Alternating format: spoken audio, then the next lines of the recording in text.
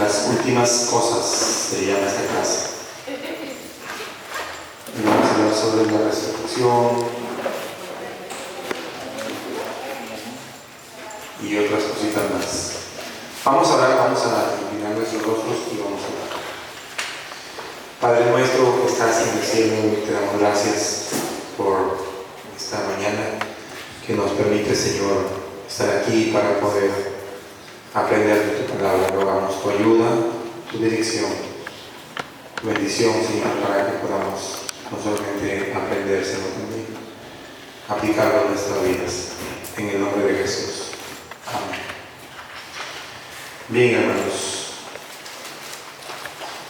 Vamos a hablar acerca de la muerte. Hoy, en esta semana, con mi cuñado me envía un video y me preguntaba sobre qué pensaba sobre ese video. Y el video hablaba de un hombre que supuestamente pues era un predicador y decía que la Biblia no habla acerca de la muerte, sino que la muerte es únicamente un dormir, ¿no? Que las personas no experimentan esa separación de la que habla la Biblia. Pero hermanos, la Biblia está llena de textos que hacen alusión a la muerte. Y vamos a ver hoy acerca de la muerte física. ¿Qué creemos nosotros como iglesia acerca de la muerte? Bueno, enseñamos, dicen que la muerte física no implica, subrayen ahí o escriban, no implica pérdida de nuestra conciencia inmaterial.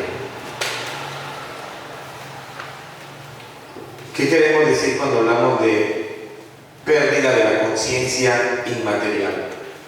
Significa que cuando una persona muere, no deja de existir. ¿Ya? No deja de existir. Sigue existiendo y sigue existiendo con una conciencia, ¿verdad? Vamos a ver algunos textos. La muerte física no implica o no significa una pérdida de conciencia, de la conciencia del alma. Vamos a Apocalipsis capítulo 6, verso del 9 al 11. Apocalipsis 6, versículo del 9 al 11.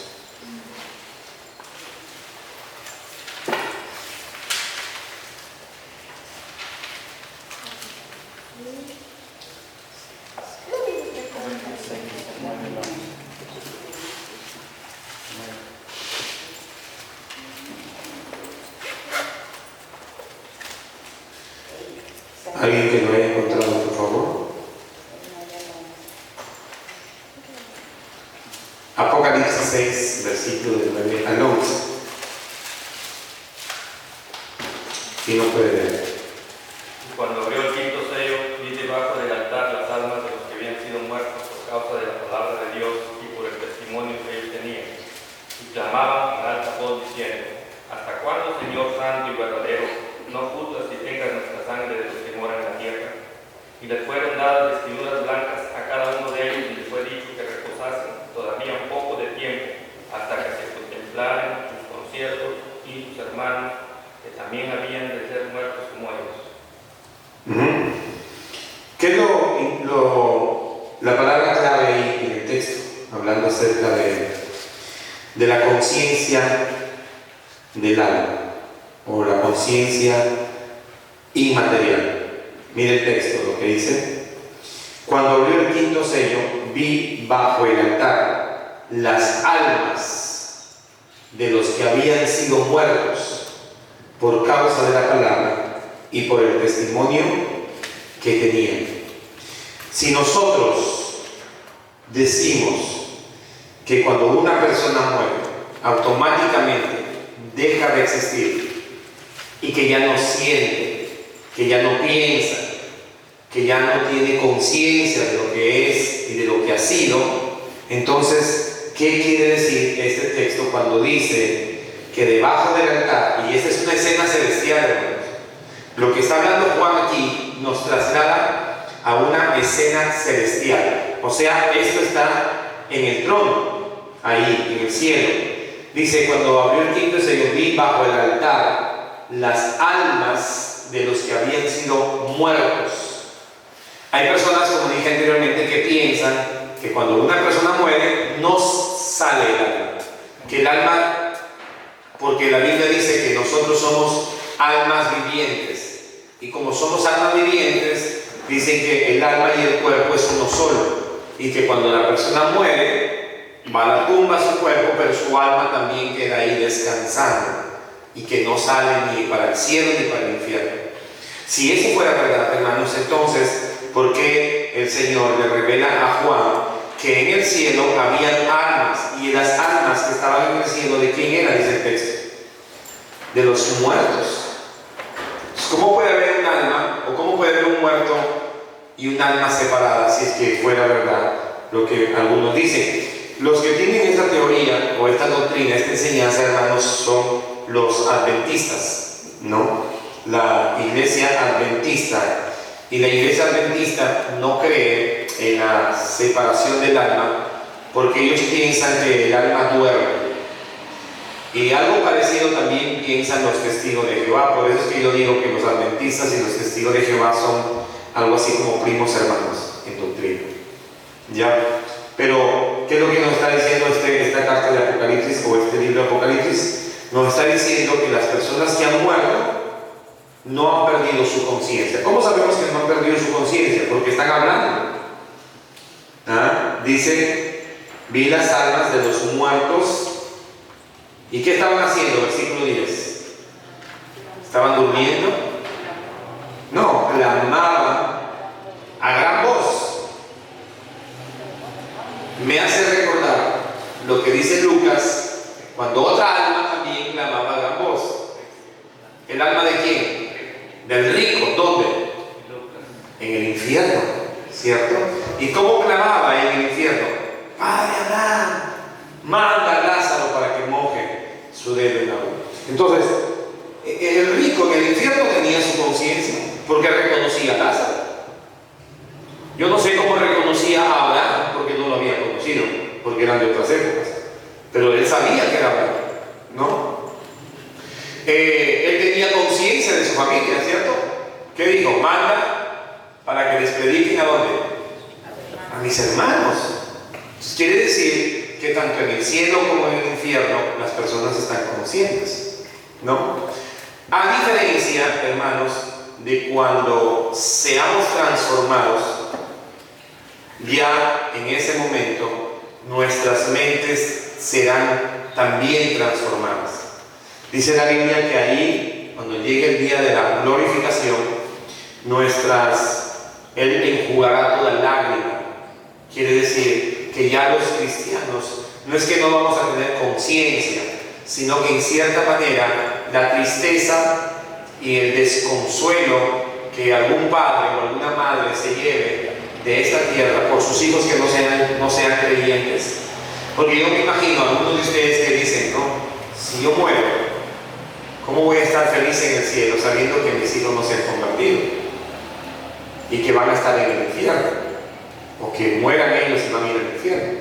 ¿Cómo voy a estar feliz en el cielo? Bueno, la Biblia dice que el Señor consolará nuestros corazones, enjugará toda lágrima. Quiere decir, no que quitará esos recuerdos, sino que en cierta manera el gozo de ver a Cristo, de ver a Dios, satisfacerá toda tristeza. Es como que tú has estado llorando por algo. Imagínate, tú has estado llorando por algo que has perdido, pero de repente alguien te da una noticia que es mayor a la tristeza que tú tienes. Ese consuelo, esa noticia que es mayor, calma tu corazón y dices, bueno, como que te resigna, ¿verdad?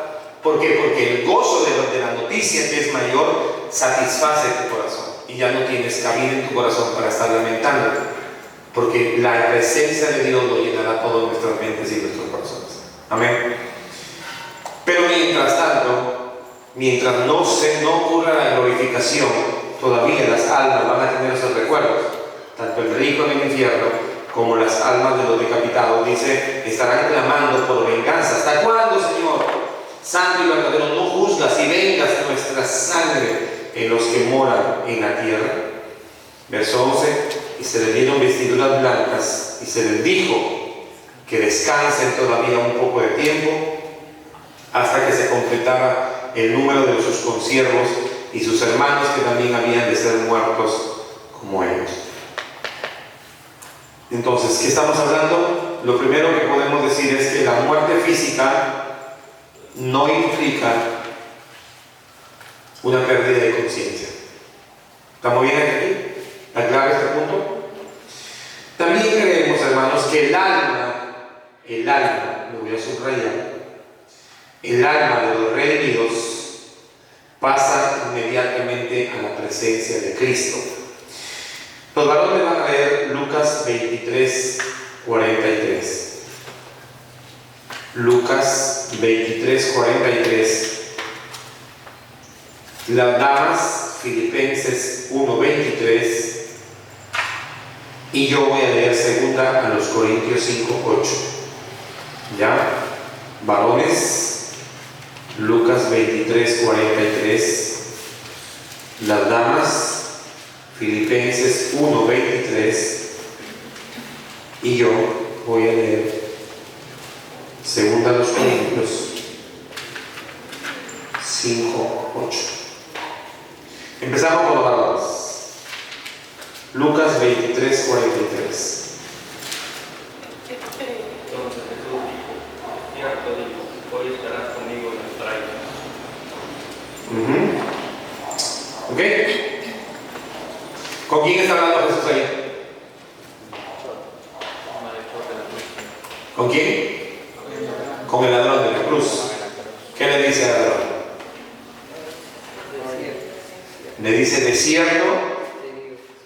cierto te digo que hoy estarás conmigo ¿dónde? En el paraíso. ¿Saben lo que dicen los testigos de Jehová? Y lo que dicen los adventistas de este versículo. Ellos dicen lo siguiente. Ellos dicen que fíjese en las palabras rojas, ¿ya? Que ahí donde dice, de cierto te digo, que hoy estarás conmigo en el paraíso, que esa frase está dividida por una coma. Mire cómo suena. Ellos dicen que el texto dice de la siguiente manera: de cierto te digo, hoy, coma, estarás conmigo en el paraíso. ¿Cambia? Sí. ¿Por qué cambia? Porque la coma hace entender que Jesús está diciendo, hoy te estoy diciendo que tú estarás conmigo en el paraíso en un futuro, cuando sea la glorificación de todos. Lo que dicen es que Jesús no le estaba prometiendo al ladrón que ese mismo día se lo iba a llevar al paraíso, sino que algún día. Quiere decir que el ladrón todavía no ha ido al paraíso, si es que eso fuera verdad. ¿Qué piensan ustedes, hermanos, sobre eso? ¿Será verdad que en el texto aparece una coma? Vamos a leer en otra versión de la Biblia. De repente la Reina Valera no tiene esa coma. Vamos a ver qué dice la traducción al lenguaje actual. En el versículo 43.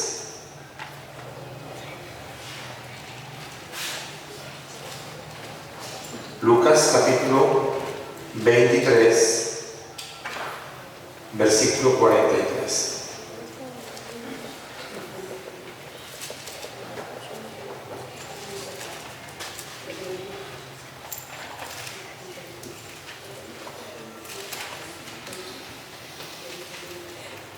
Dice el versículo 43. Jesús le dijo, te aseguro que hoy estarás conmigo en el paraíso. No hay ninguna coma. Te aseguro que hoy estarás conmigo en el paraíso. No aparece ninguna coma. ¿Y por qué no aparece ninguna coma?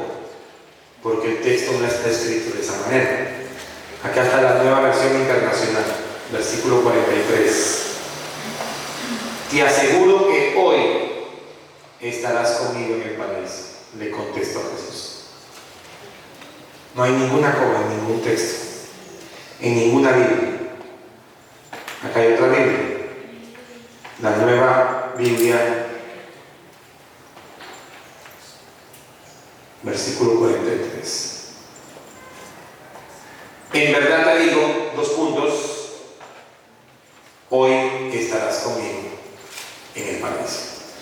Pero nuestros amigos de los testigos de Jehová y también los adventistas dicen que lo que Jesús le estaba diciendo al ladrón no es que le estaba prometiendo que ese mismo día iba a estar con él en el paraíso, sino que él le estaba prometiendo en ese día que algún día lo llevaría al paraíso. ¿Entienden la diferencia entre una cosa y la otra? ¿Sí? ¿Sí entienden la diferencia, hermanos, entre una cosa y la otra? ¿Hermana Socorro? No entiendo. Imagínense que usted es el ladrón y yo soy Jesús. Y yo le digo, de cierto te digo hoy, tú estarás conmigo en el paraíso algún día. Ese es uno. Y la otra es, de cierto te digo, hoy estarás conmigo en el paraíso. ¿Cuál es la diferencia? En que la primera promesa es una promesa futura. Quiere decir que el ladrón no iba a ir inmediatamente después de su muerte al paraíso con Jesús, sino que algún día iba a ir al paraíso. ¿Cierto? Bueno, eso no dice la Biblia. Pero dice que hoy estarás. Correcto. Pero ¿por qué los testigos y los adventistas dicen que esa promesa es futura? Porque en la palabra hoy le han puesto una coma. Ellos le han puesto una coma en sus Biblias. Por eso es que la Biblia de los testigos de Jehová se llama Nueva Traducción la Nueva Traducción de las Sagradas Escrituras. Porque ellos no estaban contentos con la Biblia que teníamos y ellos la retradujeron a su conveniencia. Ejemplo, si tú tienes una Biblia, versión, ¿cómo se llama esa Biblia exactamente? El nombre es Traducción del Nuevo Mundo de las Sagradas Escrituras, así se llama. Si tú encuentras una Biblia chiquita, azul, que dice Traducción del Nuevo Mundo de las Sagradas Escrituras, esa Biblia, hermanos, ha sido manipulada. ¿Por qué ha sido manipulada? Porque ellos mismos la han traducido, y la han traducido a su conveniencia, porque no les gustaba que la Biblia hablara que Jesús es Dios, porque ellos no creen que Jesús es Dios. Porque a ellos no les gustaba que la Biblia dijera que el Espíritu Santo es Dios, porque ellos creen que el Espíritu Santo no es Dios. Entonces, como ellos encontraban en la Biblia que las mismas Escrituras aseguraban la deidad de Cristo, la deidad del Espíritu Santo, la existencia del infierno y la existencia de las almas después de la muerte, entonces, ¿qué hicieron ellos? Volvieron a traducir su Biblia y le pusieron Traducción del Nuevo Mundo de las Sagradas Escrituras. Por eso es que en Juan 1:1, en esa Biblia dice: en el principio era el verbo era con Dios y el verbo era un Dios, con letras de minúscula. Bien, entonces ya, ¿qué es lo que podemos declarar aquí con este versículo? Lo que estábamos diciendo acá, que las almas de los redimidos pasan inmediatamente a la presencia de Cristo. Pero aquí quiero explicar cómo era, hasta antes de la muerte de Cristo, la partida de los creyentes. Antes de que Jesús muriera, hermanos, antes de que Jesús muriera, los creyentes o las personas que creían en el Señor, ¿verdad? Ellos no iban directamente al cielo, ¿ya? Ellos iban a un lugar que se llamaba Sheol en hebreo. ¿Y qué cosa era el Sheol? El Sheol, hermanos, era el lugar general de los muertos. Y voy a poner acá una imagen para que ustedes puedan verlo, porque a veces uno con figuras se entiende un poquito más. En el Sheol era un lugar que era compartido, y en ese lugar, hermanos, iban tanto creyentes como inconversos. Vamos a conectar internet y vamos a sacar Sheol. Vamos a poner. Esto era lo que había antes de la muerte de Cristo. Era un lugar donde iban tanto creyentes como incrédulos. Vamos a ver una imagen más clara.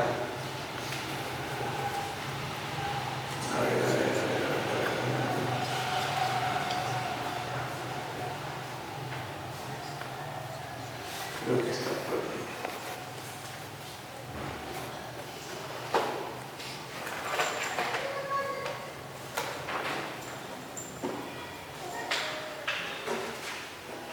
Ya.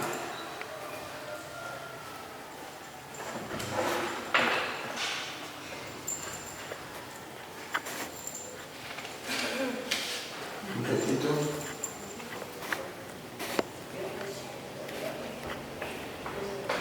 Ahí está. Todo eso que ustedes ven ahí, en el primer círculo, ahí, ¿qué cosa era? Era el Sheol. Cuando las personas morían, es lo que se podría decir el inframundo.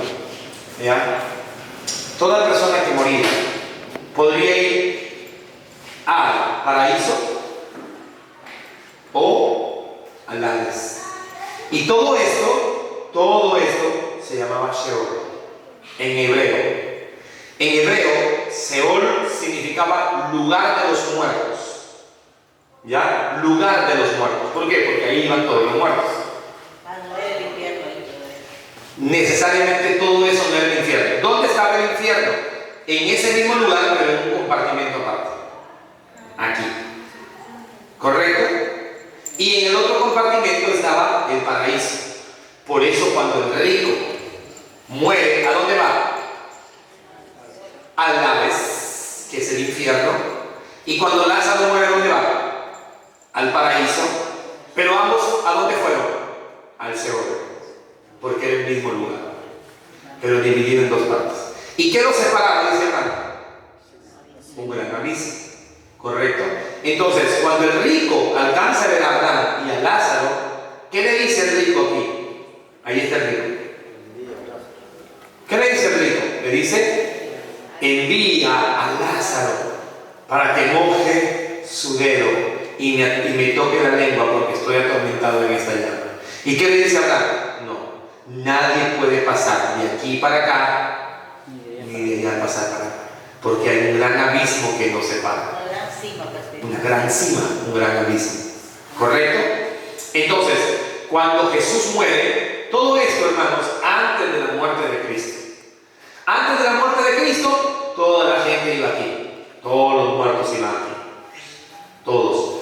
Creyentes a un lado, inconversos a otro lado. ¿Van entendiendo hasta ahí? Sí. Cuando el ladrón muere, aquí está el ladrón que va al paraíso y el otro ladrón que no se arrepintió, ¿a dónde iría? Al Hades. Pastor, ya me confundió con las palabras. Seol en hebreo. Seol, lugar de los muertos. Hades, griego, infierno. ¿Qué es esto? ¿Ya? Hades, infierno. Ahora, cuando Jesús muere, le dice al ladrón, antes de morir, le dice: ¿estarás conmigo? ¿Dónde? Hoy estarás conmigo, ¿dónde? En el paraíso. No le dijo: estarás conmigo en el cielo. ¿Por qué no le prometió el cielo, hermanos, al ladrón? Porque el Señor todavía no había terminado su obra. No había muerto. Entonces, cuando el Señor muere y resucita, es cuando dice Pablo en Efesios que todos los muertos, ¿quiénes estaban aquí, hermanos? Aquí estaba Abraham, aquí estaba David, Moisés, todos los profetas del Antiguo Testamento, Jeremías, todos estaban aquí. Todos los creyentes del Antiguo Testamento, aquí, esperando la promesa de la redención. Aquí, no habían ido al cielo todavía, ellos, hasta antes de la muerte de Cristo. Cuando Cristo muere, dice el apóstol Pedro que el Señor Jesucristo descendió, ¿a dónde? A las partes más profundas de la tierra. ¿Para qué? Para predicar. Él no va a predicar salvación, hermanos, a los que estaban en la condenación. ¿Quiénes estaban aquí? Los del diluvio, todos los reyes malos del Antiguo Testamento, todos ellos estaban aquí. Los de Sodoma y Gomorra, todos estaban aquí. Entonces, cuando Jesús baja a este lugar, baja con dos propósitos. Uno, a proclamar su victoria sobre la muerte, sobre el diablo y sobre el pecado, y anunciarles a ellos que todo lo que se decía de él en el Antiguo Testamento ya se había cumplido. Era un anuncio solamente de confirmación, nada más. No fue al infierno decir, ahora tienen una segunda oportunidad, arrepiéntanse porque ya vine por ustedes. No, porque ellos ya estaban perdidos aquí. Amén. Pero la otra razón por la cual el Señor baja es porque dice Pablo que estos creyentes que estaban aquí ya no iban a estar más aquí. ¿A dónde iban a estar? Iban a ser llevados al cielo. Este lugar está vacío ahora. Después de la resurrección de Cristo, los creyentes que estaban aquí en el paraíso fueron trasladados al cielo, hermanos, a la morada de Dios. Pero antes de la muerte de Cristo, ¿a dónde iban esos creyentes? ¿Al cielo o al paraíso? El paraíso, que estaba abajo. Por eso es que la Biblia da referencias que el infierno puede ser que esté abajo de la tierra.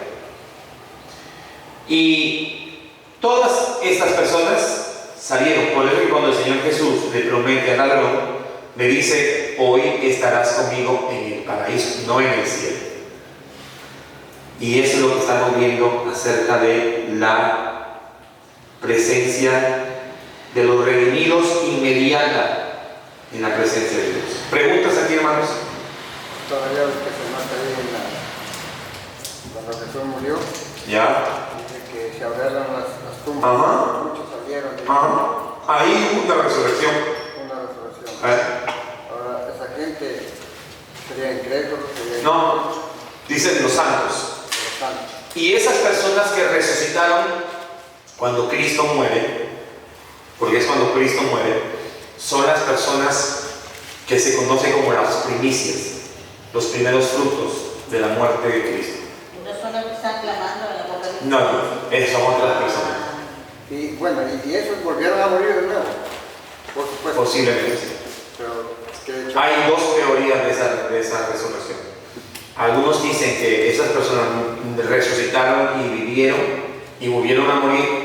Otra posibilidad es que esas personas, cuando dice que resucitaron, fue que hayan sido, que hayan solamente, esa palabra que dice, vinieron a las santas ciudades que hayan ido directamente al cielo. Pero lo que sí la Biblia dice es que resucitaron a las personas. No hay más explicación sobre el texto.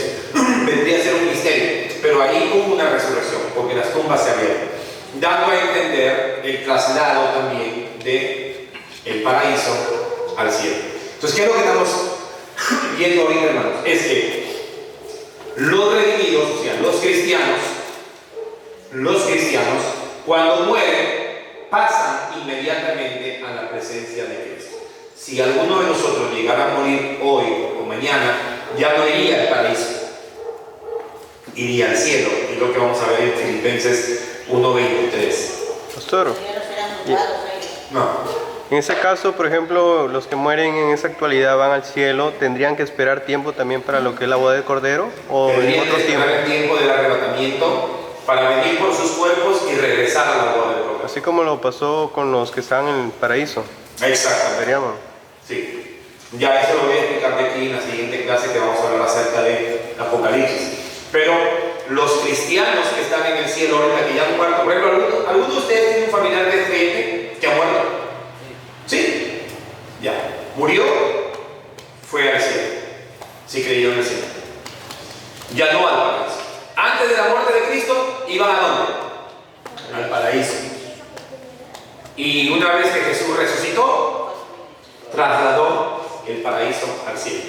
Luego de la muerte de Cristo y la resurrección, todo creyente que muere, ¿a dónde va? Al cielo. Filipenses 1:23. Alguien que lo lea, por favor. Las damas, tenemos en Porque de ambas cosas estoy dispuesto, teniendo deseo de partir y estar en Cristo, la cual es muchísimo. ¿Quién habla aquí? ¿Quién está hablando aquí en este texto? El apóstol Pablo. ¿Y qué está diciendo Pablo? Pablo está diciendo, para entender el contexto, dice 1:21, porque para mí el vivir es Cristo. Noten lo que dice Pablo. El morir, ¿qué cosa es? Ganancia. ¿Ya? Ganancia. 22. Más, si el vivir en la carne resulta para mí en beneficio de la obra, no sé entonces qué escoger. Porque de ambas cosas estoy puesto en estrecho, teniendo deseo de partir y estar con Cristo, lo cual es muchísimo mejor, pero quedar en la carne es más necesario por causa de vosotros. ¿Qué estaba diciendo Pablo aquí? Hermanos, Pablo, como todo ser humano, estaba cansado de sufrir por la causa de Cristo. Ayer en el devocional que hicimos con los chicos en el colegio, leíamos Romanos 8:18. ¿Y qué decía Romanos 8:18? Pablo decía en este texto, dice, estoy seguro que las aflicciones del tiempo presente no son comparables con la gloria venidera cuando sea manifestada. Pablo sufría, hermanos. ¿Y por qué sufría Pablo? Bueno, porque es parte del sufrimiento de la vida y parte del sufrimiento de los cristianos. Él sufría persecución, lo golpeaban. Hay un momento en que a Pablo lo golpean tanto que dice la Biblia que parecía que estaba muerto, estaba tirado en el suelo. Y llegaron unos hermanos, lo reconfortaron, oraron por él, lo reconfortaron y se levantó. Pero Pablo estaba cansado, como cualquier persona. Si tú estuvieras en la situación de Pablo, estarías también deseando estar con el Señor. Imagínate a un cristiano sufriendo de cáncer, sabiendo que va a morir algún día, pero su sufrimiento sigue, le duele, y él dice, ya, ¿para qué sufrir? Mejor quiero estar con Cristo, ¿cierto? Pablo decía en el versículo 23, de ambas cosas estoy puesto en estrecho. ¿Cuáles cosas? Él tenía dos opciones. Uno, quedarse en la tierra. ¿Por causa de qué? Por causa de la obra. Él decía, si yo permanezco todavía con vida en este mundo, es por beneficio de la obra del Señor, porque yo trabajo para el Señor. Pero si tú me dieras a escoger, dice Pablo, si tú me dieras a escoger entre quedarme para seguir sirviéndole o irme y estar con Cristo, ¿qué es mejor? Decía Pablo. Es partir.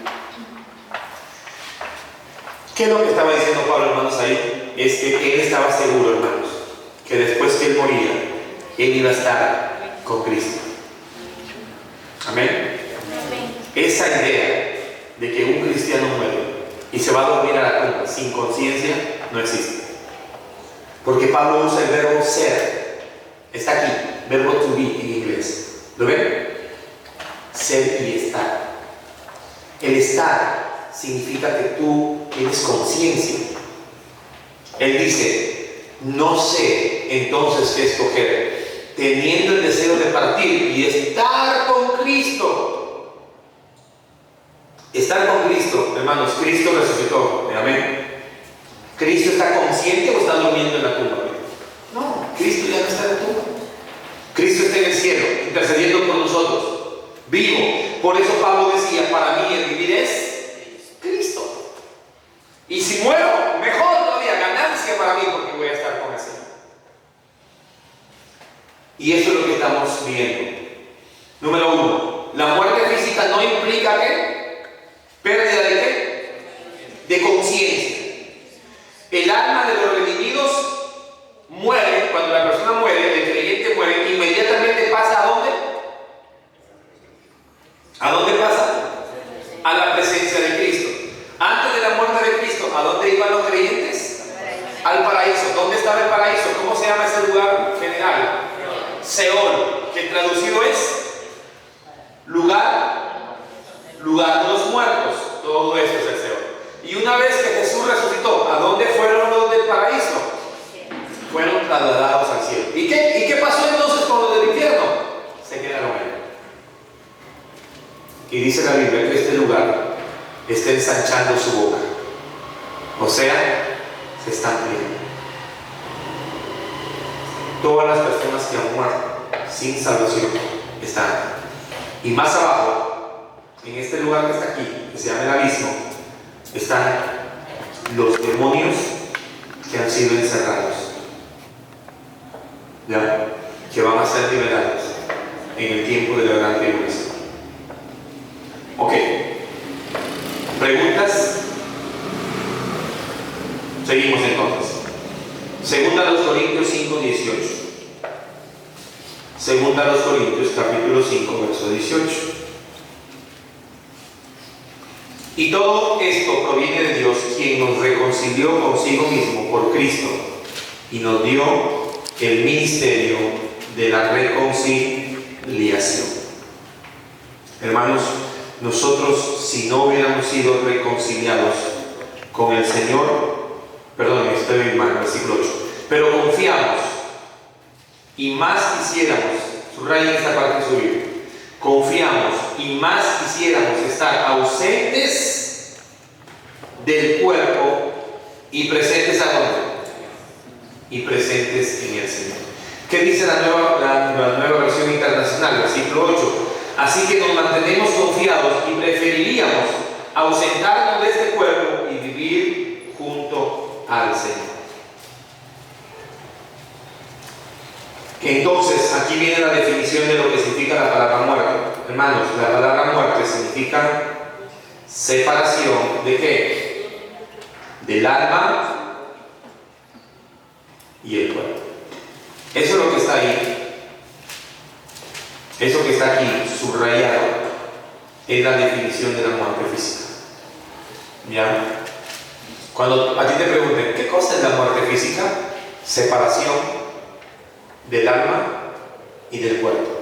O en otras palabras, muerte física significa la separación de lo material con lo inmaterial.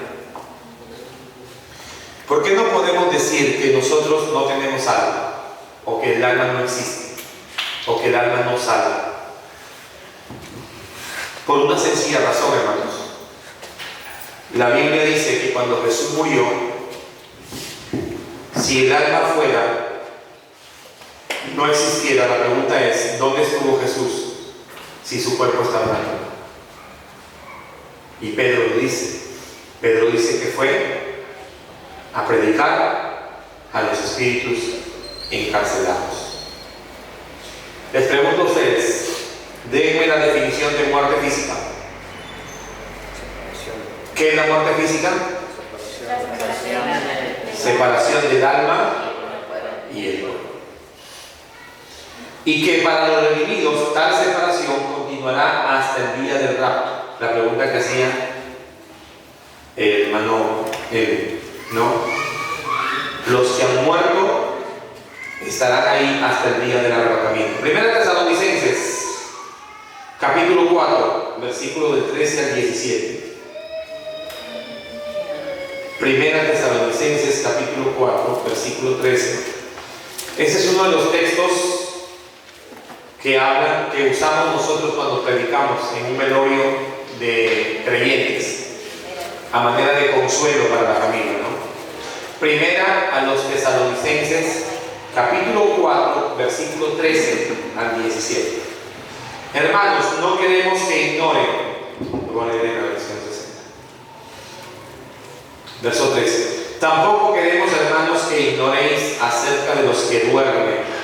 Pastor, ¿y entonces por qué dice la palabra dormir?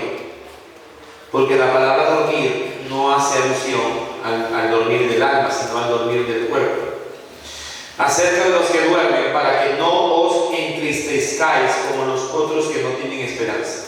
Y subrayen aquí esta parte, porque si creemos que Jesús murió y resucitó, ¿tú crees que Jesús murió y resucitó? Sí, bueno, así también traerá Dios con Jesús a los que durmieron en él. Por lo cual os decimos esto en palabra del Señor, que nosotros que vivimos, que habremos quedado hasta la venida del Señor, no nos adelantaremos a los que durmieron. Esa es la palabra precederemos. Porque el Señor mismo, con voz de mando, con voz de arcángel y con trompeta de Dios, descenderá del cielo, y los muertos en Cristo resucitarán primero. Luego nosotros, los que vivimos, los que ya hemos quedado, seremos arrebatados. ¿Con quiénes? Con los que se han levantado, ¿verdad? Juntamente con ellos en las nubes, para recibir al Señor en el aire, y así estaremos siempre con el Señor. Por lo tanto, alentaos los unos a los otros con estas promesas. Hermanos, esto todavía no ha sucedido, el arrebatamiento de la iglesia. Yo no sé si usted se enteró que el arrebatamiento fue hace 2 días. ¿Se enteró o no se enteró? Que el arrebatamiento de la iglesia ya ocurrió y nos hemos quedado en casa. ¿No se enteró? ¿No vio en las redes sociales? Por eso hay poca gente hoy día. Por eso que los labios están, Sí. ya están vacíos. Por eso es que los demás hermanos ya se fueron con el Señor. Bueno, nosotros sigamos, pues. Sigamos, ¿no? Hasta que el Señor regrese por segunda vez. En el segundo viaje nos vamos a hacer, hermano, porque no nos vamos. Primera de Tesalonicenses del 13 hasta el 17. Capítulo 4, del 13. ¿Por qué les digo esto, hermano? No es broma. ¿Saben qué pasó antes del 17? Hace como una semana, 2 semanas atrás, y búsquenlo en internet, había una noticia de una iglesia, obviamente una falsa iglesia con falsos profetas, que habían dado la fecha del arrebatamiento de la iglesia. Y la fecha era 17 y 18 de septiembre del 2024. Y varios de esas iglesias, de esa iglesia, daban testimonio en el internet, en el YouTube, diciendo: el Señor me ha revelado a través de sueños, ya tenemos la fecha, nos vamos con el Señor. Creo que por aquí debe estar. Vamos a buscar. Entonces lo llevo ahí, ¿no?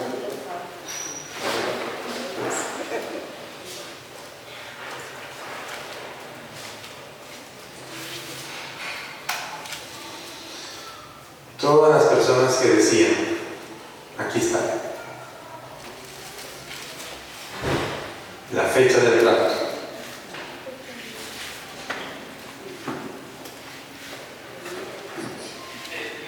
¿Cómo hago con el audio Edwin? Sube el volumen. ¿Ya? No está saliendo el volumen acá abajo.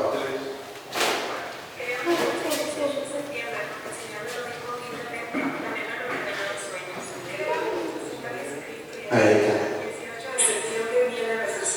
El Señor Jesús viene 18 de septiembre a través de un sueño, el arrebatamiento de la iglesia.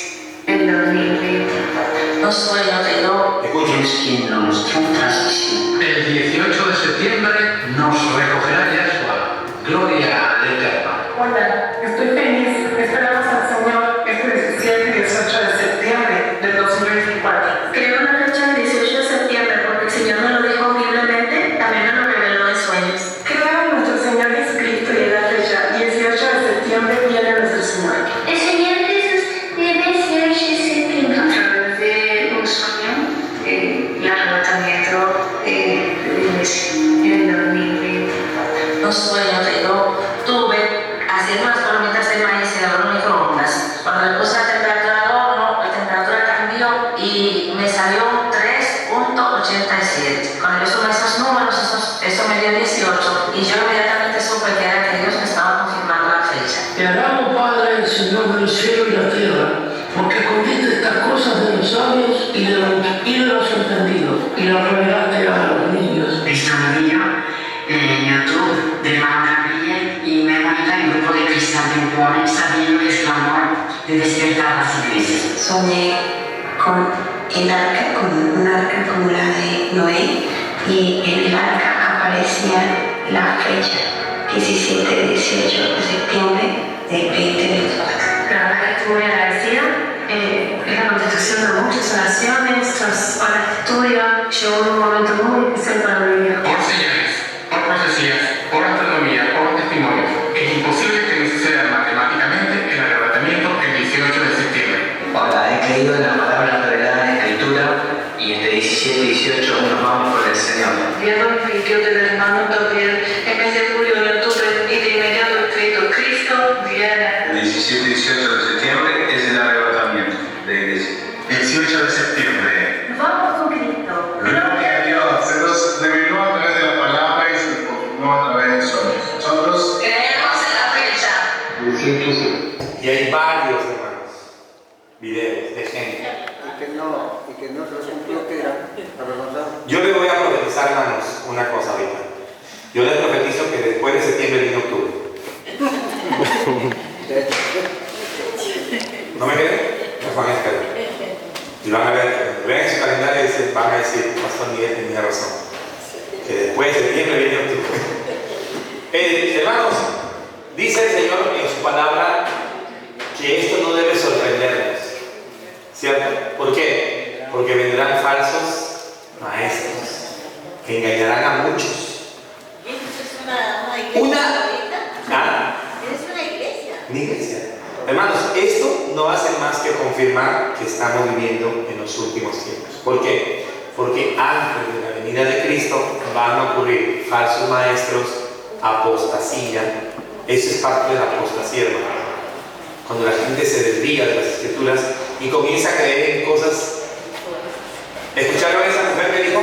El Señor me lo reveló. ¿Cómo? Yo estaba que hacía palomitas en el horno microondas. Salió el 3, salió el 86, lo sumé y me salió 18. Ah, 18 de septiembre. Imagínense. Entonces, si eso ha sido así, si ya ocurrió, nos hemos quedado. Y el pastor de esta iglesia se despidió en redes sociales, en un video. Dijo, bueno, gracias por todo, ya no lo voy a volver a ver más, me llevo muchos amigos, hermanos, para los que se queden. Se despidió, hermano, literal. Ahora, la Biblia, ¿qué dice, mis hermanos? La Biblia dice que el día y la hora nadie lo sabe. Nadie lo sabe. Si algún día ustedes me escuchan a mí decir, hermanos, el Señor me ha revelado que el 7 de octubre, que es mi cumpleaños, nos vamos, hermanos, salga corriendo a esta iglesia. Váyase, porque está delante de un falso profeta. ¿Okay? Y decía un hermano que hizo una reacción a este video y decía, ¿y ahora dónde están? ¿Por qué no salen a dar la cara? ¿Cuál va a ser la excusa? Lo mismo pasó con los testigos de Jehová. ¿Sabían ustedes eso? Los testigos de Jehová también habían profetizado creo que en el año 1914 ellos profetizaron que el Señor Jesús iba a regresar. Y como no vino, ¿qué salieron a decir? No, en realidad sí vino, solo que no lo vimos, pero vino espiritualmente. Bien, hermanos, entonces Pablo está hablando de que cuando el cristiano muere, va directamente a la presencia de Dios, ¿verdad? Entonces, hay una separación del cuerpo y esa alma regresará con Cristo en el día del Padre. ¿Cuándo será eso? En la primera resurrección de los cristianos. Ahí está. Por aquí vamos a ir terminando. En Apocalipsis 20, del 4 al 6, nos habla acerca de cuándo va a ocurrir la primera resurrección. Cuando nuestra alma y nuestro cuerpo se reunirán para ser glorificados para siempre con nuestro Señor. Hasta ese momento, las almas de los redimidos en Cristo permanecen en gozosa comunión con nuestro Señor Jesucristo. Hermanos, concluyendo esta parte de la clase, la muerte física, ¿qué cosa es? ¿Separación de qué? Del cuerpo y del alma. ¿Qué pasa cuando un creyente muere? Inmediatamente, ¿qué pasa con él? Con su alma. Va a la presencia del Señor. Antes de la muerte de Cristo, ¿a dónde iban los creyentes? ¿Dónde estaba el paraíso? En el Seol. ¿Quién más estaba en el paraíso? En el Seol, perdón. En el Seol estaban también los incrédulos en el Hades, ¿cierto? Entonces, cuando Cristo muere y resucita, ¿a dónde van los del paraíso? Son llevados a el cielo. Por eso es que el Señor no le promete cielo al ladrón, le promete paraíso, porque todavía no estaba completo el plan. ¿Preguntas hasta aquí? ¿El alma del creyente duerme en la tumba? No duerme. Pero hay una mala interpretación en cuanto al rapto con la venida del Señor, ¿no? Porque algunos lo quitan y cuando el Señor venga, hay unos, inclusive hay alabanzas, que cuando Él venga le recibiremos, dice, ¿no? Con alabanzas. Y eso era lo que yo decía la semana pasada sobre el himnario rojo. En el himnario rojo bautista, que es el sacrosanto de todos los himnarios en el mundo, ¿no? Es a la par con la Biblia, porque es el santificado e inspirado por Dios. A mí me gusta hablar así porque hay mucha gente que piensa, hermano, literalmente que el himnario bautista es como una extensión de la Biblia. Y no podemos, hermanos, santificar así porque el himnario es creación de hombres.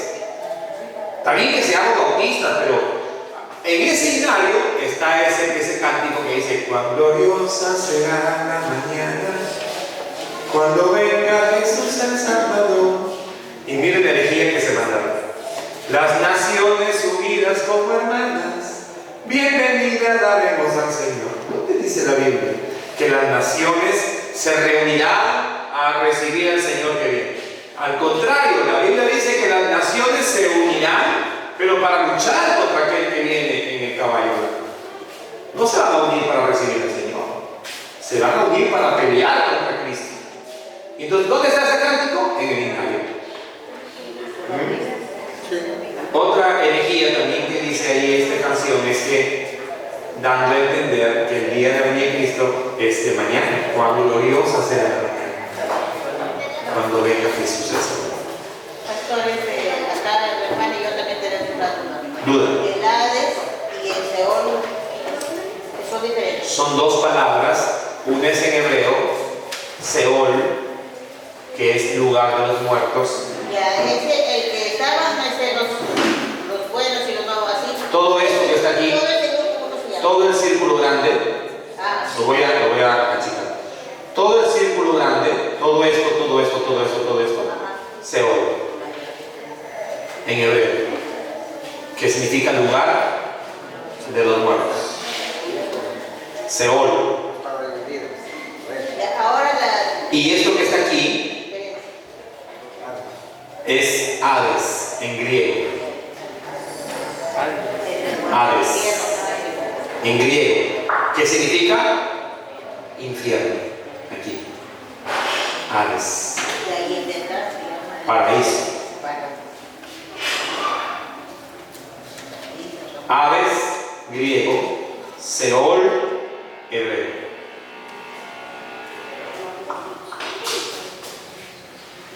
Amén. ¿Lo entendimos? Ok, hermanos. Entonces hoy hemos visto acerca de la muerte. ¿Y el Hades también es conocido como lugar de tormento? El Hades, sí, lugar de tormento. Lucas 16. Miren, Lucas 16, ahí está. Capítulo 16. ¿Dónde están? El rico y Lázaro. ¿Ya?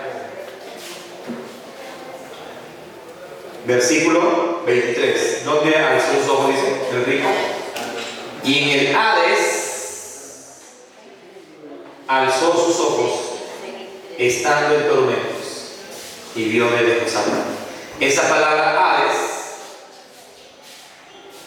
como dice en la otra versión, en el infierno, en medio de sus tormentos, el rico levantó los ojos y vio de lejos a Abraham.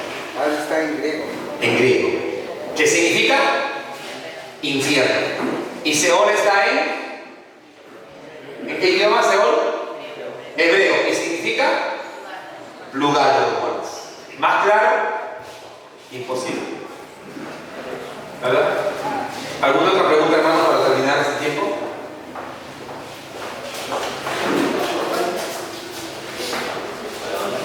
Pastor, ¿y el purgatorio? ¿Existirá el purgatorio? La Iglesia Católica se inventó la doctrina del purgatorio. ¿Por qué? Porque era un gran medio para recaudar fondos. ¿Por qué? Ellos dicen, nadie es tan malo para ir al infierno. El catolicismo sí reconoce el infierno, hermanos. Sí reconoce el infierno. Pero ellos reconocen tres lugares: cielo, infierno y purgatorio, cuando la Biblia solamente habla de dos. Entonces el catolicismo dice, nadie es tan malo como para ir al infierno, ni nadie es tan bueno como para ir al cielo. Todos van al purgatorio. Y en el purgatorio, por eso se llama purgatorio, porque ahí van a purgar ¿qué? Sus pecados. Y si tú quieres que tu familiar no pase mucho tiempo en el purgatorio, tienes que orar por él, rezar, hacerle misas. ¿Quieres que te haga una misa? Ok, te cuesta 100 soles. Y el hermano Aníbal, pues como quiere que su difunto salga del purgatorio, le hace su misa. ¿Quién se beneficia? La iglesia, y se benefician los que van a la misa.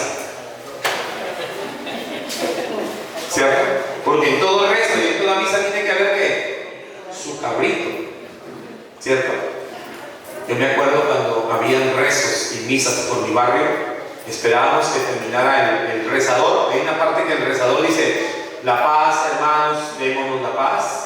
Y todo el mundo se mueve de sus lugares a darse la paz. Entonces nosotros llegamos así, la paz, hermano, la paz, hermano.